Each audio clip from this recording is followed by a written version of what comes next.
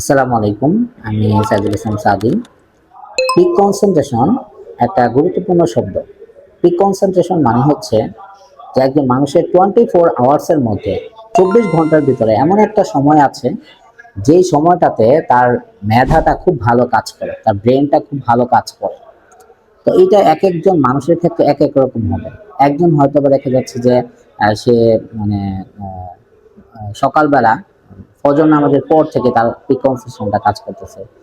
একজনের হয়তোবা দেখা যাচ্ছে যে মানে সন্ধ্যার পর থেকে তার মেধাটা ভালো কাজ করতেছে।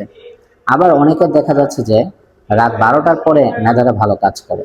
তো একেকজনের ক্ষেত্রে একেক রকম। যেমন ইন্টারেস্টিংলি ব্যাপার যে আমার ক্ষেত্রে আমি যখন গাড়িতে থাকি, আমি বাসে থাকি, আমি যখন মানে কারে থাকি, আমি জানলার পাশে বসি, তখন আমার মনোযোগটা খুব ভালো কাজ করে।